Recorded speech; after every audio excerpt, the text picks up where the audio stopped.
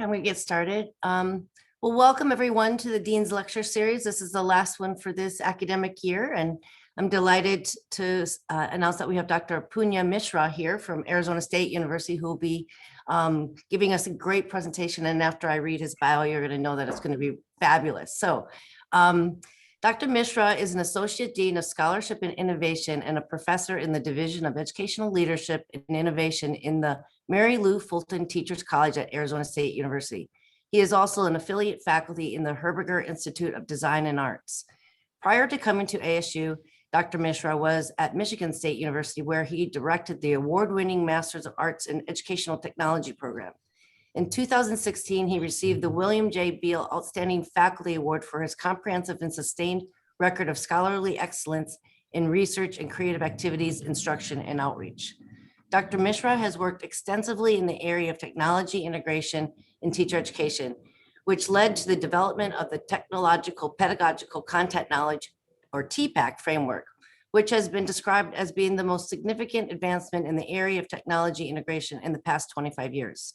The readers and editors of Technology and Learning Journal named Dr. Mishra as one of the 10 most influential people in educational technology. He has received more than $7 million in grants, has published more than 90 articles and book chapters, and has edited 3 books. Dr. Mishra is an award-winning instructor who teaches courses at both the master's and doctor's levels in the area of educational technology, design, and creativity. And after reading that bio, all I can say is wow, and welcome, Dr. Mishra. The title of his presentation today is Designing Pencils, Universities, and Everything in Between. Thank you for being here. I'll turn it over to you, Dr. Mishra. And thank you for being here. Thank you, Dean Hemmerich. And I hate when people give these introductions, because when you set the bar so high, I wish you had said something like, he's some guy we just invited. But thank you so much for inviting me, and really appreciate having this opportunity to share some of my work with you. I was in Drexel, as I was saying, around 10 years ago when I'd visited to give a talk there. So it's good to, I wish I were there physically, but given the situation here is, we are here. And I want to give a little quick shout out to Arutis Foster, who was a former doctoral advisee of mine. That photograph that you see on the left, I think that's the first picture that I have of Arutis going back to 2003. And that's him graduating back in 2009. That's my daughter, who now is a graduate from college. I don't know how time flies, but you know, Arutis has been a great colleague and friend, and I just wanted to give a quick shout out to him. A little bit about myself. I'm the Associate Dean for Scholarship and Innovation. This is my contact information, and I do reply to every email, even though it might take me a little while. So please feel to reach out to me if you have any questions after this talk, or you want to just discuss anything. In terms of my background, I actually have an undergraduate degree in engineering, after which I ended up going into a design school to become a science education filmmaker, which is what got me into the field of education and getting my PhD in education. And so a lot of my work has been in this space of educational technology, creativity, teacher education. And now I really work at the level of systems design, thinking about how school can be designed, how can we think of schools that meet the needs of our learners, and I hope to talk a bit about that today. I'm also, as a parent, have seen my kids go through the educational system. And I also, when I was in Michigan, served on the school board, which honestly was maybe the most eye-opening couple of years for me, despite having been on the other side as a researcher, to see how this sort of democratic process of education plays out, gave me a very almost like a 360 onto that process. I want to set a little bit of context before I go. I mean, this is like a year ago, February 2020, when COVID-19, first sort of popped into our consciousness, and UNESCO was monitoring sort of school closures. So this is mid-February. You had China, just a couple of countries which had the schools either shut down or temporarily or partially shut down. Within a month and a half, this is what the globe looked like.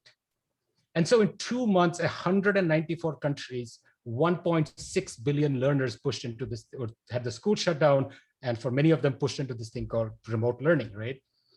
And it was an unprecedented global educational social experiment that we are still a part of right now. And back in March, I got an email from a friend and colleague of mine, Young Zhao, And I blame him for the fact that COVID has gone on for more than a year, because he said, what if the school closures go on for a year? And I remember scoffing at him. But what ended up happening because of that email that he sent is that we started this series called Silver Lining for Learning. And that started, I think, late March of 2020. And we are still doing it today, every Saturday. And if you're interested in some interesting conversations with guests and people from across the world talking about education, I would go to silverliningforlearning.org. Over the past year, we've had 59 episodes, 60th one coming up this weekend, 90 plus guests from literally across the world. And people from across the world are watching because we archive all these videos on the website. But what that has allowed me to do is look at how different groups, communities, and organizations have responded to COVID, right?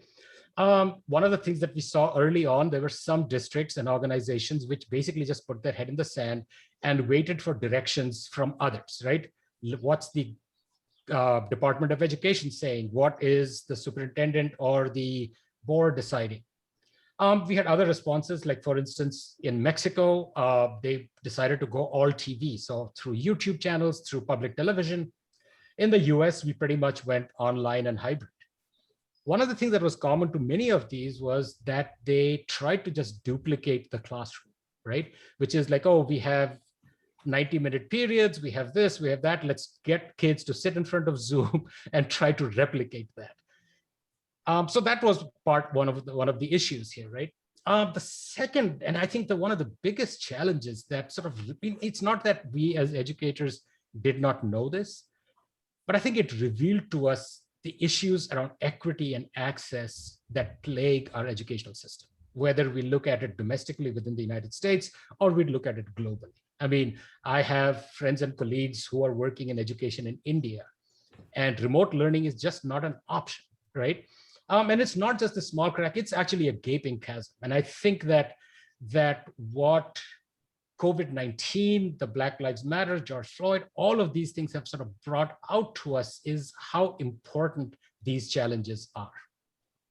At the same time, while we were looking at having these conversations at Silver Lining, we also discovered some exceptions.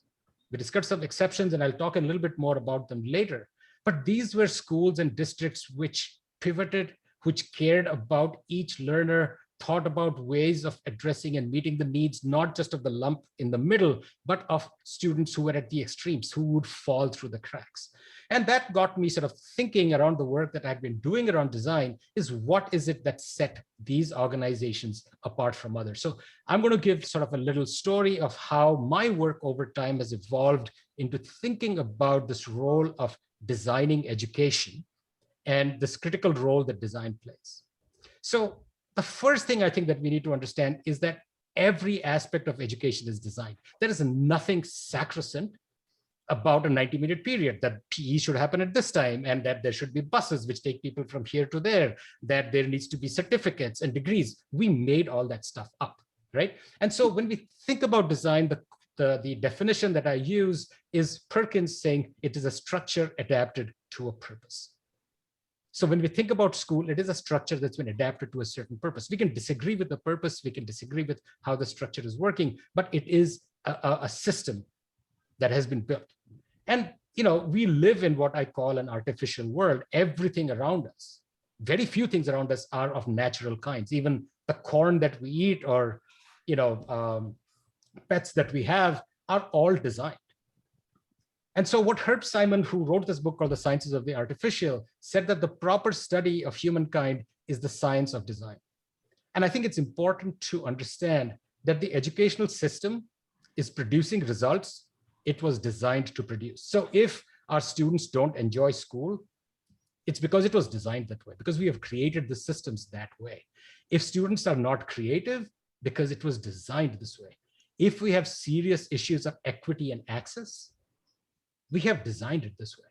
And so there are two parts to this. One, that these systems have been created in ways that are unfair, that do not genuinely support the learning of all of our learners who are in our classrooms. One. Second, though, there is this other part. Because it was designed and because it was created, we can step in and we can make change. I think that's sort of the positive part of it being designed, that we can make these changes. So the work that I have been doing is what we call these 5 spaces for design in education, looking at how we can think about the role of design across these different spaces. Now, as in any intellectual work or academic work, it builds on work that has happened before, in particular work by Richard Buchanan and Tony Goldsby-Smith, who are design scholars who had this idea of 4 orders of design. Their 4 orders of design sort of looked at the history of design, while I think we approach it more from the kind of the spaces within which design can function in education. And the way I'm going to frame this conversation is through a story of my life, because I see my journey through this process as actually going through these 5 spaces. So very briefly, I was born in this town in India. I, as a student, was really interested in pretty much everything. I was interested in science, I was interested in mathematics, poetry. So these are just some of the books which I see as being deeply influential to me as I was growing up. And in India, if you're good at science and math, you're automatically either going to become an engineer or a doctor. So lo and behold, I ended up in an engineering program in this place. It's a very elite program and so on. And I hated the 4 years that I was there. It was 4 years which I felt that stifled me, that I see those as 4 years that are like irrevocably lost. And it took me a long time to realize that I hadn't failed the system had failed me. And I think it helped make me a more empathetic, better educator, because it told me that you could have kids in your classroom who are deeply enthusiastic about learning, but the way the system is structured, the testing and so on, can really prevent those kids from achieving what their potential is. So at the end of that, I decided, this was, I think, a turning point in my life where I decided that I am going to let engineering go. And since I'd been inspired by people like Carl Sagan, and who'd make educational documentaries, which were really made me love science and love ideas, that I would go and join the Industrial Design Center in IIT Bombay to get a degree in visual communications. And that's the first time that I got introduced to this idea of design. And in some ways, all these multifarious interests that I had suddenly made sense. And so this is sort of like I say, this is my head before I went and learned about design. And this is what it was after I got introduced to this idea of design. And so that became sort of a career path, which led me to University of Illinois with this idea that I would bring these ideas of design into education. And so that's been sort of the journey. So when I was a grad student at Illinois, I read a book by Robert Root Bernstein called Discovery. And in a side throwaway passage, he talks about the fact that there are 400 different representations of the periodic table of elements. And we have all seen this representation, right? This is what is on, textbooks. It is on the walls in the lab, in the classroom.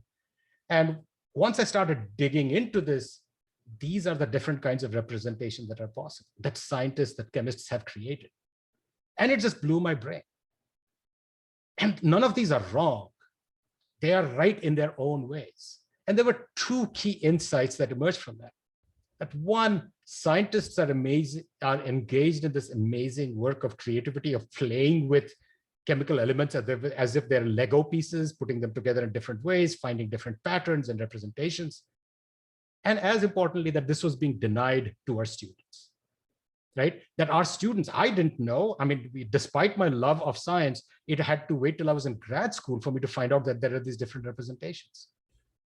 The second insight had to do with how technology, representation, and content sort of work together.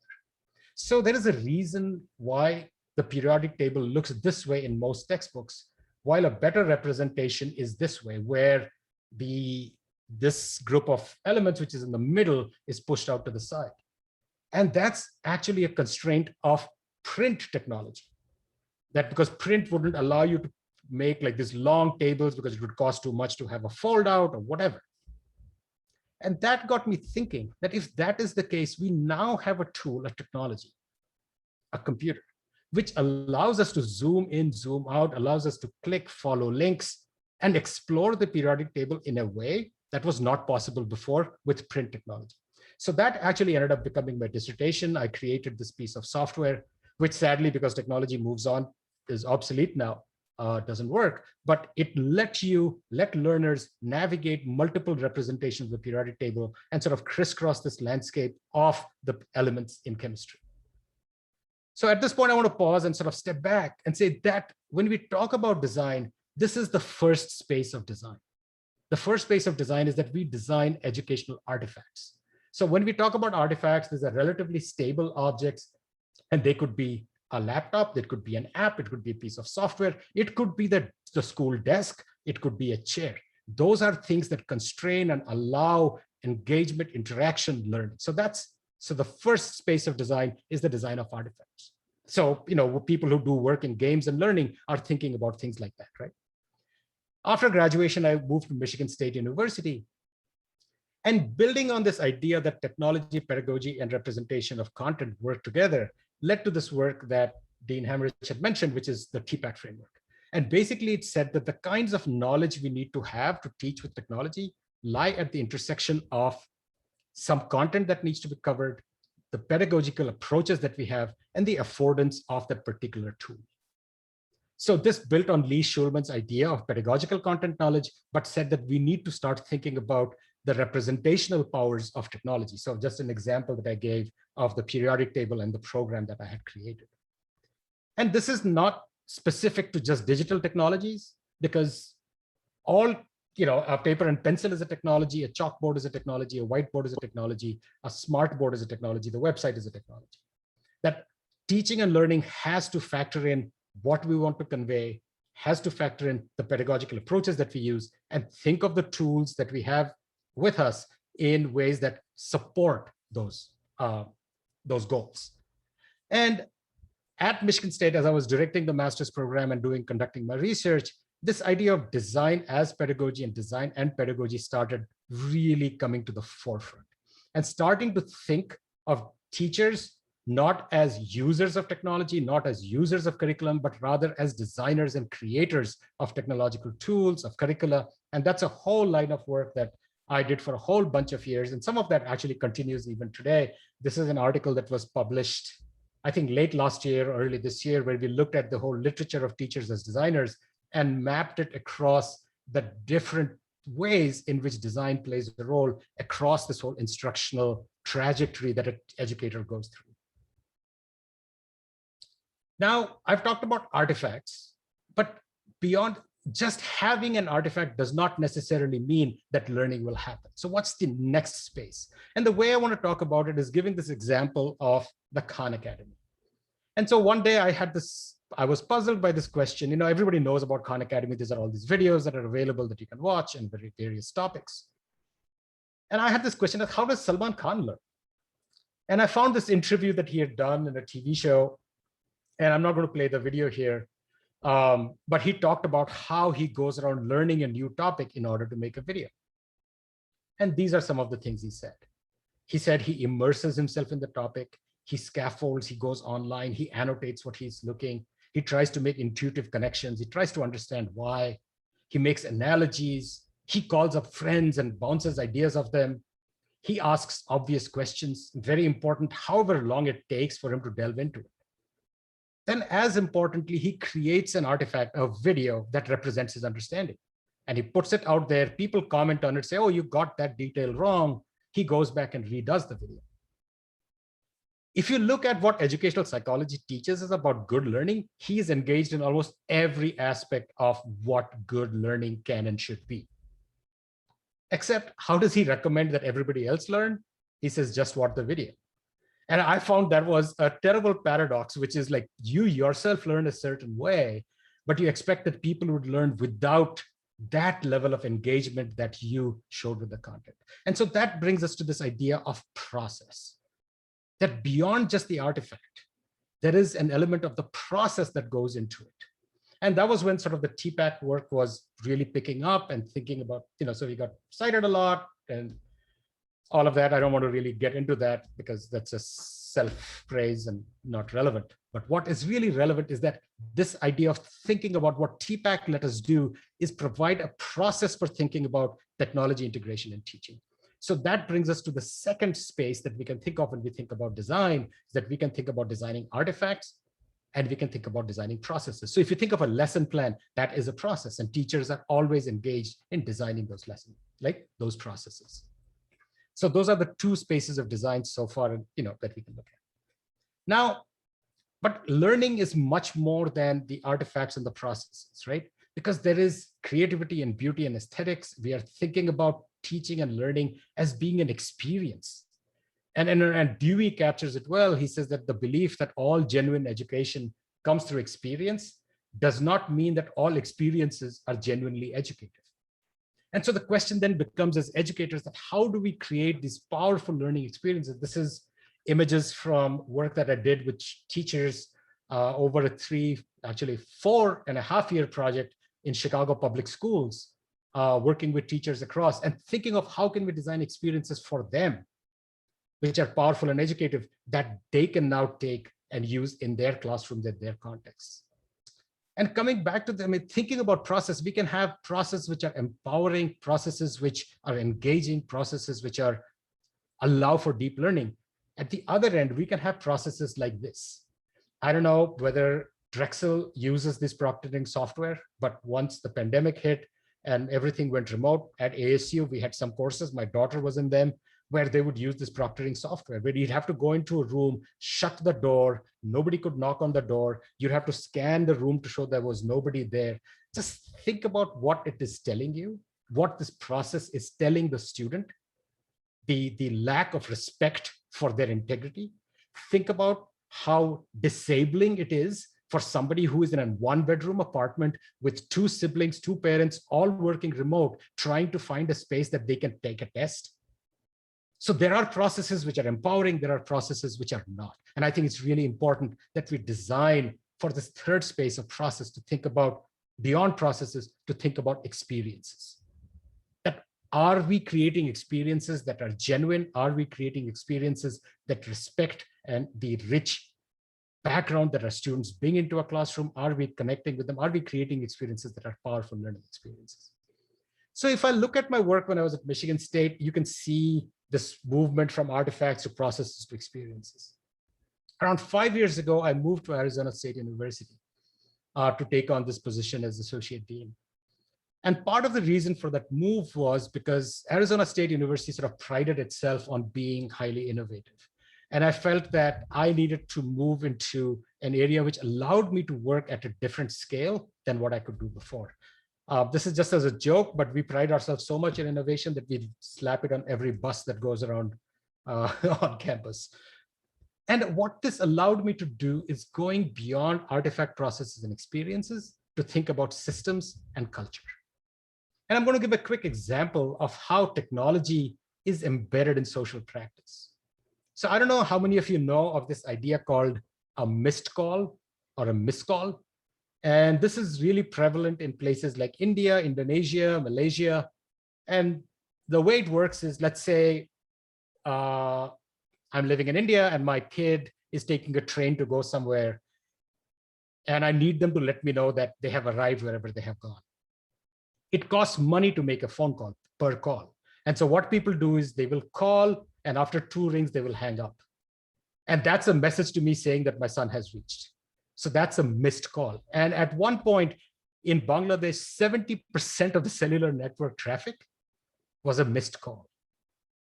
And I think that's really interesting because the only way you can understand what a missed call is by understanding the social and economic dimensions of within which that technology of a cell phone is embedded. So understanding a missed call is more than understanding the technology. It requires you to understand the broader system and culture within which these technologies exist. And so the next step beyond sort of this was thinking of systems and culture. Because if our innovations or if changes that we make have to sustain, they have to become part of the system and the culture. And I'll give an example of a school redesign work that I was involved in a couple of years ago. And we had design teams, which included administrators, teachers, parents, architects, community members, and they were engaged in this activity of how could we create a school that respects and really values every learner, that is a school for what we call the future. And one of the ideas that emerged there was that can we expand school and learning into the community and the world. Because for too long, schools have become these isolated entities where we send our kids and we pick them up at the end of the day. And so one of the ideas was that kids would come into school for 2 days a week or 3 days a week, and the other 2 or 3 days, they would actually be embedded in the community. They would be in lawyers' offices or in businesses or in other places where they could learn through actually being a part of the broader community. Great idea. Everybody was very excited. And then we came across a law in Arizona which has limitations, which specifies how much seat time a student should have. Now, whoever came up with that law, I'm sure came up with the best of intentions, but that was not something that we could go and change. So within that broader system and culture, we had to scrap that idea and go back to the drawing board. And so in terms of what this means in practice, the work that we do, we work in these large co-design projects. This is an example of one that we did in local school district here. We had over 170 people for over a day, sort of struggling and trying to figure out what high school can and should be. Lots of ideas emerge. Now, the question was who was in the room and who was not. This school has a majority Hispanic community, a very few of whom showed up because they did not feel that their voice was heard. They did not feel comfortable in that space. And so we then went and reached out to they used to have various meetings and we used to go to those and do our design sessions with them. So asking this question of whose voices are not heard is an incredibly important one because these different perspectives are very, very important. So for instance, in that large design session that we did, we had a few students, but they were selected by the teachers. So guess what? We got all the A students. And so we insisted to the district that we need to talk to all students, not just the A students. And we get a completely different perspective. One of the biggest things that came up was lack of respect. Students in these schools feel completely disrespected. They are 16, 17 years old. In a year, they can legally go and die and kill for their country. But if they have to go to the bathroom, they have to take a hall pass. I mean, think about it, right? We all know this. And so if we have to change it, it is about the system, it is about the culture. I want to come back to something that I'm really proud of, which is the example that I gave of the school design process where we got stymied about connecting to the community.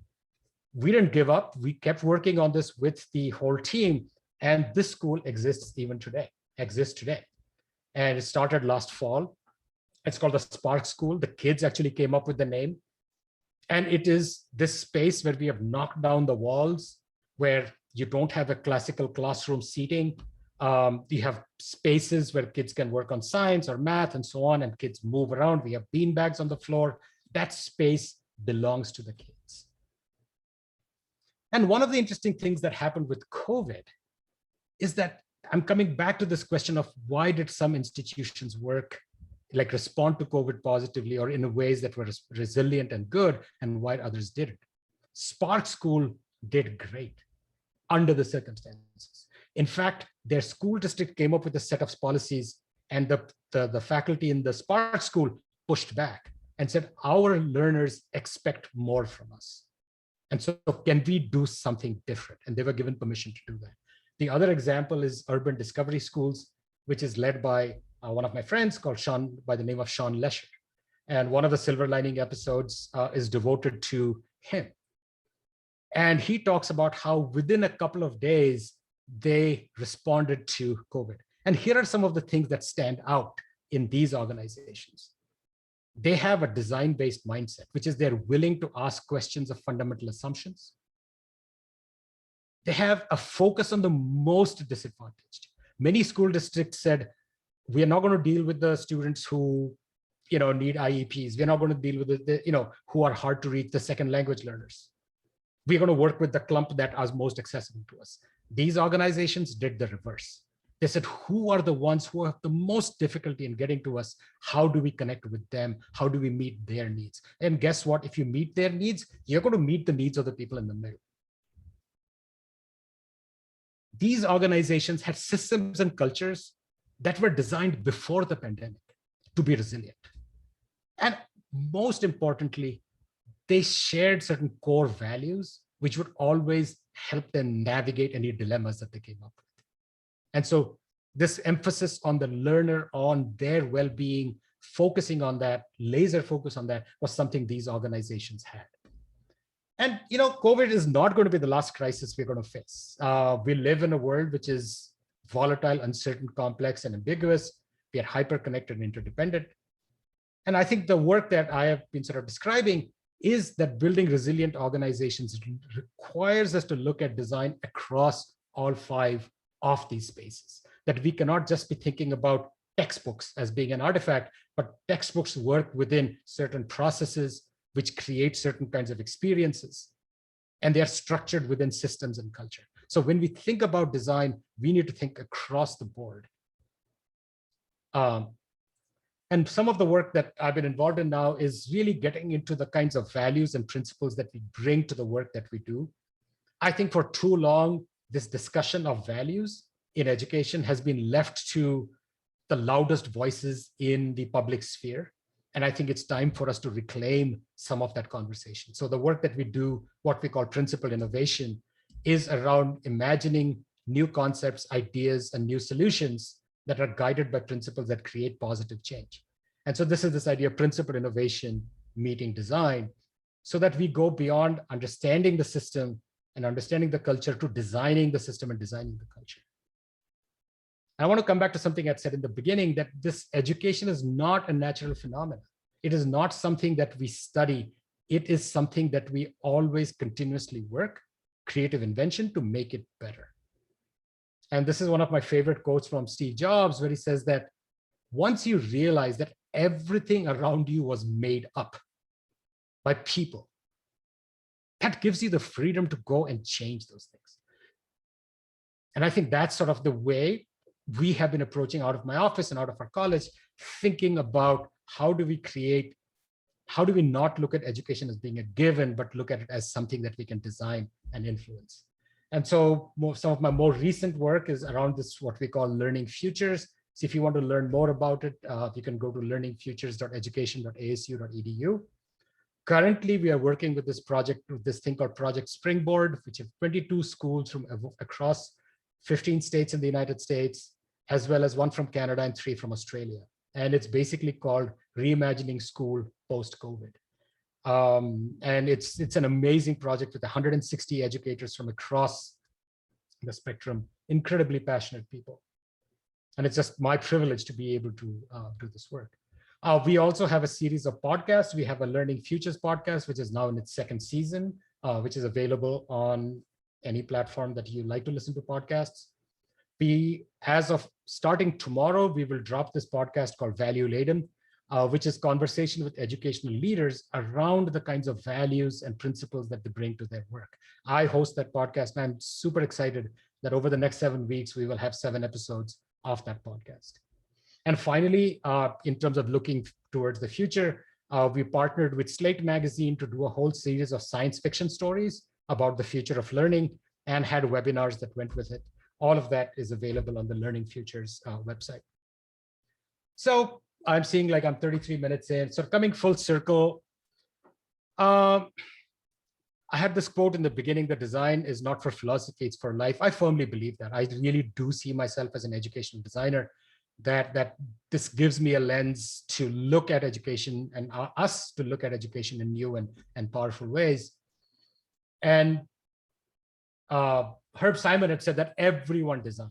Like, we all are engaged in design when we devise courses of action that are aimed at taking existing situations and making them preferred ones. And I think that's sort of the goal of all education, and all education research should be that. I've talked about this 5 spaces of design. I'm going to leave you with these 2 photographs. These are my kids on their first day of school and their last day of school. And I want to point to the expressions on the kids on the first day of school, which they are looking with trepidation to the next 12 or 13 years of being in this educational system, of sitting in these chairs and being talked to, of their agency not being recognized. And you can see the joy in getting out of it.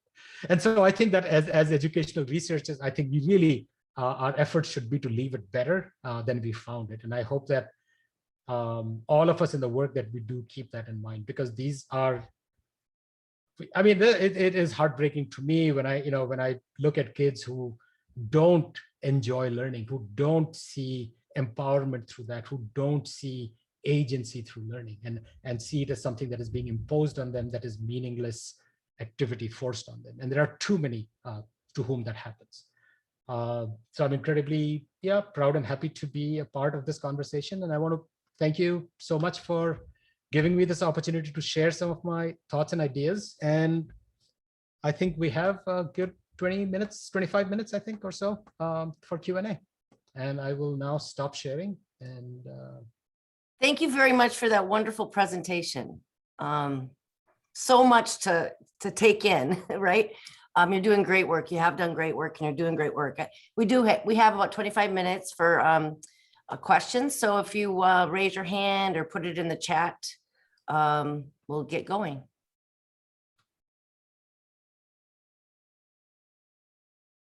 Not all of you. Oh, Arudis, you have your hand up. Hey, Punya.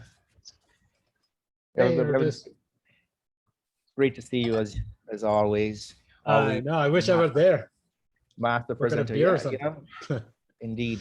So Punya was here, as you said, 11 years ago now. I know. 2010. Wanted him to introduce the stuff to Drexel, talking about TPACK and games and that kind of stuff, and he did. And things took off here. And Punya, this is a really awesome presentation. I know one of the things that we've been doing in the school, we've been partnering with schools in our neighborhood here as well. And so it'd be good if we could catch up. I know Sarah is probably online talking about how we can just talk about getting technology well integrated across our teacher education program as well. And if we could catch up at some point in time to discuss that at length, and especially as it Absolutely. relates I to mean, yeah, I didn't get a chance to talk about one of the biggest initiatives coming out of our college, which is what we call the next education workforce, which is making the case that what we have done with K-12 teachers is put them essentially in an untenable position where they have to meet. I mean, if you look at each child, each of us as actually having jagged profiles. I mean, we are good at certain things, not so much at others. And that doesn't mean that we can't grow, we can't develop. We have multiple talents, passions, interests, that a single adult in that space with 25, 30 kids is in a completely untenable position to be able to meet those needs. And so one of the things that we have been working on is thinking about how we can wrap around teams of adults around teams of students. And that requires rethinking how we prepare our teachers. And so the Spark School example that I gave, that school actually has 100 students surrounded by around 8 or 10 adults, some of whom are part-time, who come and go, some of whom are there always. And so thinking of new models, that's a big part of, I think, what our college right now is involved in. So I would love to engage and connect you with some of the team who are working on that stuff, because that's not my area of expertise.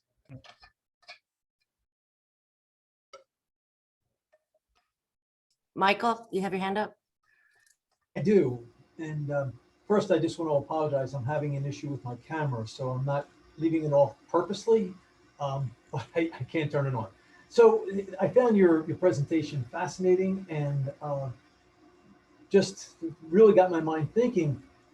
Part of what I'm trying to figure out is in let's say a K-12 school system. With this past year, with the online learning, the schedules were changed to adapt. It was much more flexible. And as kids are returning to schools, how do you see the use of online learning continuing in a traditional setting to address issues such as high school kids who have to get up way too early and wait on a bus stop, or they can't take certain classes, or there's so many other issues that I can add to, but we've had a year to kind of look at this now, and I was just wondering what your thoughts are in regard to that. So I think there are a couple of thoughts, right? I mean, one is it depends on the school and the district and how online learning played out in their context, because in many cases, parents are ready for their kids to go back. I mean, one of the things I wrote right after the pandemic started was this piece that I called The Value of School. And I said the single biggest value of school is as an economic one, not in terms of the future economy, but the current one, which is it's daycare that lets, adults get on with running the world. I mean, let's just be brutally honest about that, right? So I think there are going to be multiple pressures on kids coming back full time. There are going to be pressures on so on. I think the smarter districts, and those are some of the districts that we are working with in this project Springboard that I mentioned, are looking at what worked for whom. Because I think online learning did work for certain groups, and I think we need to dive in deeper to look at that data and to see for whom did it work. I think it has also built some resilience into the system, brought some confidence into using and learning with technology and teaching with technology. I mean, I know like colleagues of mine with 2 or 3 children, one of whom loved the online and the other ones completely hated it and can't wait to go back to school. So I think we need to ask more sort of fundamental questions about like, who is it working for what reason, how can we meet those differential needs? But I think there's going to be, my fear is that there's going to be a lot of testing that's going to happen. The standardized tests are going to pop back up again. And we're going to find that students fell behind, and we're going to double down on some of the most mistaken things that we do, which is focus on all the things that are tested, but not on the things which are more important, maybe which don't get tested. And, and again, coming back to issues of equity and access, it is going to hit the more disadvantaged groups harder. So instead of seeing it as a place that we can grow and do something new and better, we might actually double down on some practices which we as educators know don't really work.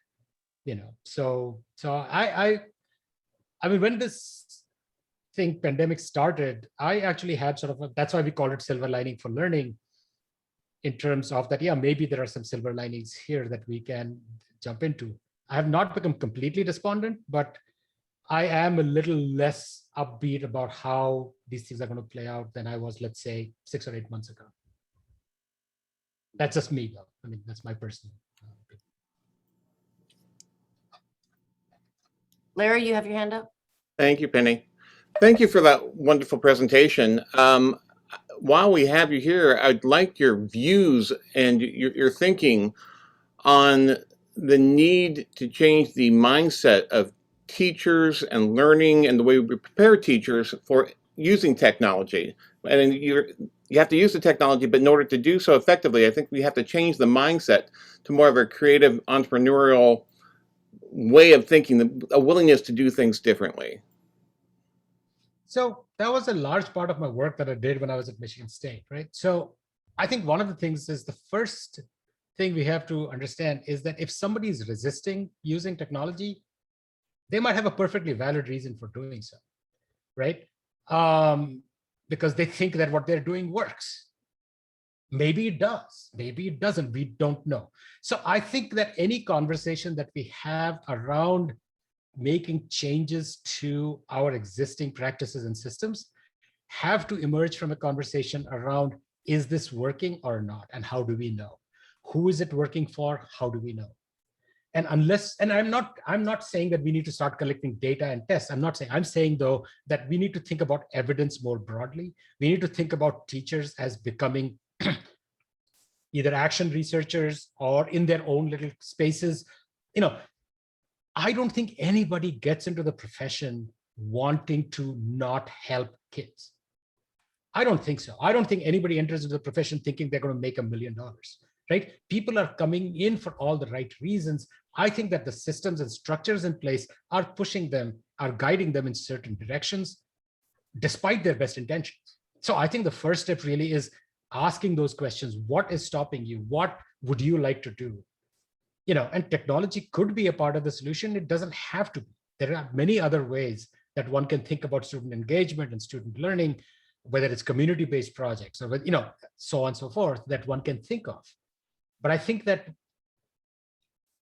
yeah, so I would just come from, instead of sort of a deficit model of like, oh, teachers are resistant, come with a sort of a more positive model saying they want to do the best, they think they're doing their best. Let's engage in this conversation to see how we can help them achieve their goals. because it's going to come from them. At the end of the day, they are the ones who are going to have to do the work. I hope that makes sense. Okay, next question. Okay, there's a question in the chat. How have the teachers of pre-service educators at ASU changed their methods of teaching or uses of technology?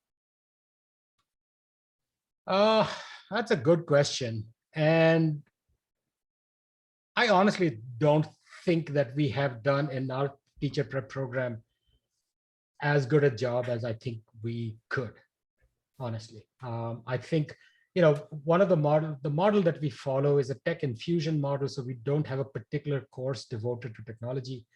I think as an idea, it's really powerful. Its implementation often means in the pressures of, how teacher preparation is like, you cannot remove this from the curriculum. You cannot remove this from the curriculum because this is all essential. Everything is essential. And then you cannot add another thing because there's no space for it. And so those tensions, I think, get in the way. We designed a course for freshmen, people who have declared education as their major. And we framed it around Dewey's 4 impulses for learning. And I think that is has been, I think, a really powerful sort of instance of students thinking about technology and its role in learning and their relationship to it in sort of new ways. But I'm not sure that we do have some internships with the students now who are going and doing internships in fully online schools. So there is an understanding that that is a space now that educators or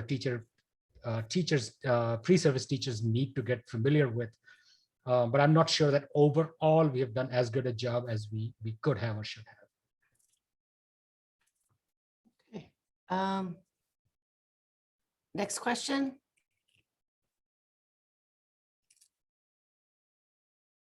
People are thinking. I have a question. Go ahead, Joy. I thank you for this fantastic talk. Now I want to go and look at all the videos and listen to all the podcasts. But I currently have an EDD student who teaches engineering at Georgia Tech.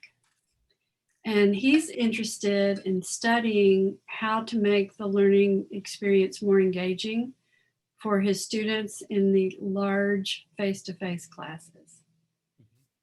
Do you think, or how do you think this might be, your concepts could be applied in that particular type of setting?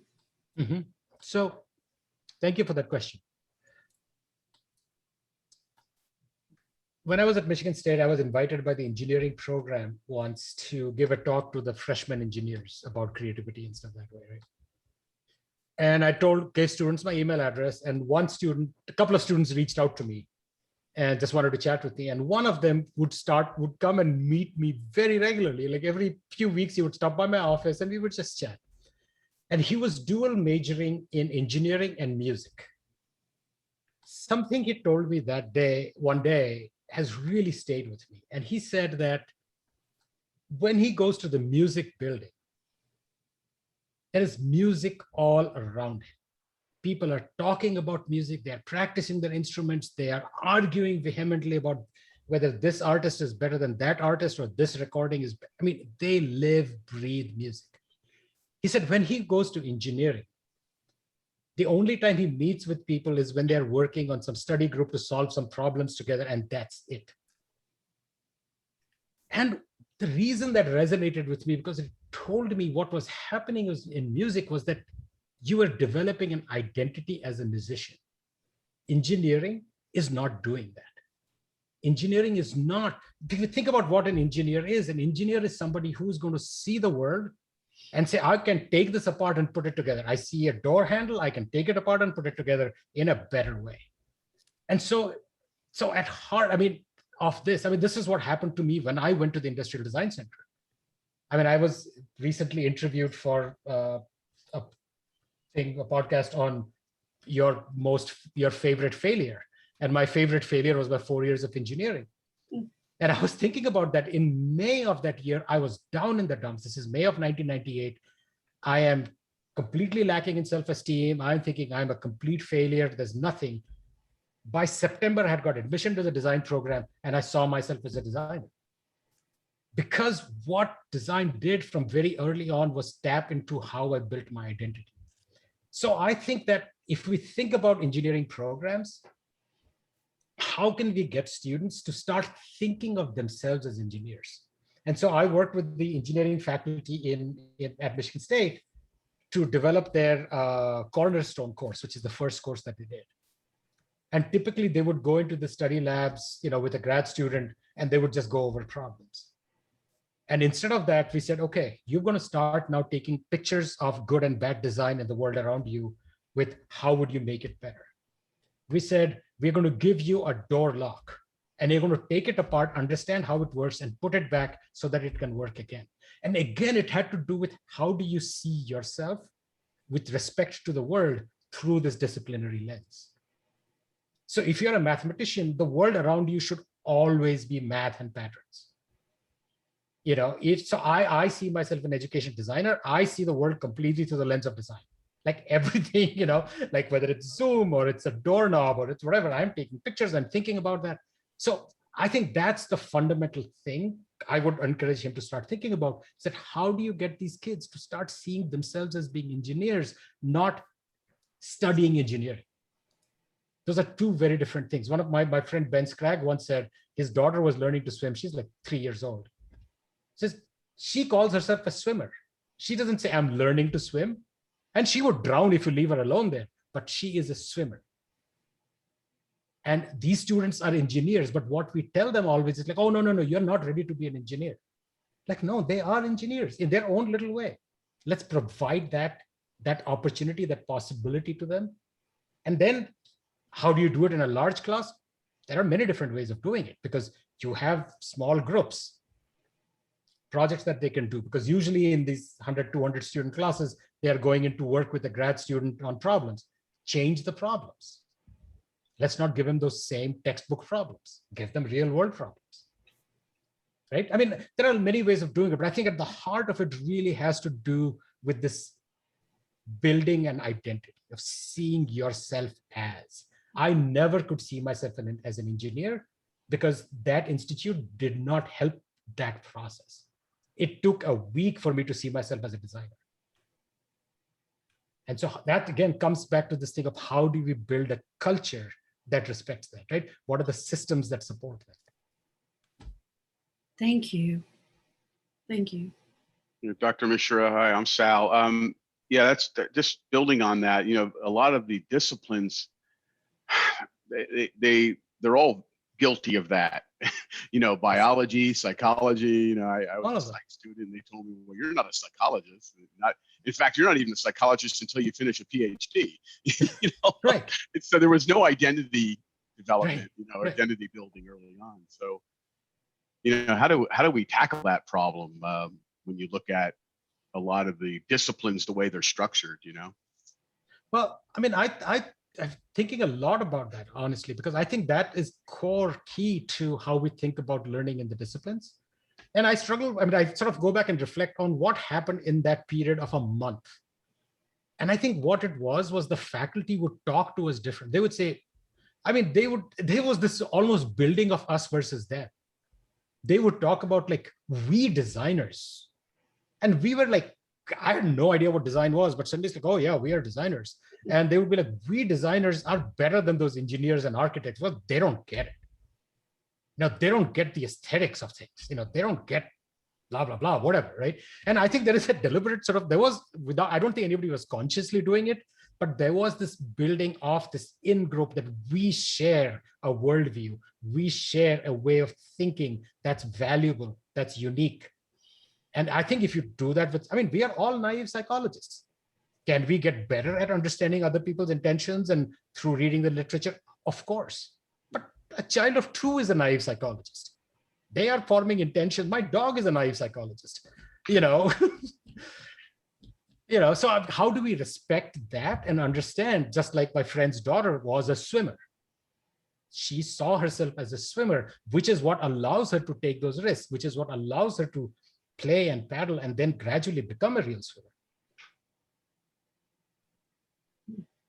Thank you. Thank you. I think we have time for another question. I'd like to ask a Yep. question. Sure, Freddie.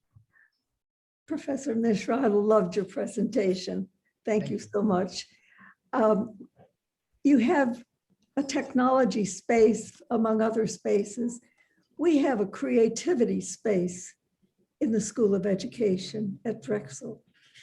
And the 50 years of research hasn't changed in terms of teachers' perception of their creative students and being unaware of their own creativity. And I'm just wondering where in your design, in your model, can we start to infuse more in terms of creativity theory, as well as making people aware of their own creative strengths? Because what we get from the Secretary of Education in Pennsylvania is, oh, there's no room for creativity in the curriculum. And they don't realize you don't need a course. You sprinkle it, you act it, you model it. Right. Yeah, I mean, I think if we look at the 5 spaces of a design, I think creativity plays out across all of them, right? I mean, we need to be creative in terms of the systems that we have in place. We need to be creative in terms of the artifacts that we're creating or the processes. I think one thing that this 5 spaces model has really brought home to me, that people often talk about the design of artifacts, they talk about experiences, they talk about culture. The 2 that are the most important are almost like the skeleton that holds everything together, are processes and systems. And systems are often hidden from us. We don't see systems. Incentive structures, constraints are all built into the system. So part of the creative process thing is helping understand what are the systems that are pushing us towards one way of pedagogy, towards one way of thinking. One of the things that I always used to tell the teachers I work with is there are assumptions and there are rules. You can break all the assumptions in the world and you'll be fine. Don't break rules that might get you fired. Right? And so to determine what in the work that we do. So for instance, first day of class, the assumption is we will discuss the syllabus. Well, I refuse to do that. In my first day of my class, when students come in, I actually give them a project to go away. Like go do X, come back in 20 minutes. And what it does, it sends a meta message that, oh, this class is going to be somewhat different. And the way we do the syllabus is, I usually make errors in my syllabus. So you guys are going to read the syllabus. If you have any questions, you can ask me. The person who finds the most errors in the syllabus will get this candy bar sitting here. Gets them to read the syllabus. They act to one-up me, which is awesome, And then my syllabus actually gets better because they've caught some errors in it. Because I'm sure I've not deliberately, just out of laziness or not being good at what I do, are there, and that's fine. I mean, I always used to have an award.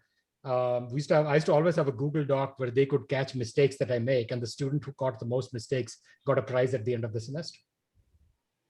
It could be things like a date mismatch. Like, I say the first assignment is due 17th of something, in another place I say 18th because I didn't take care of it.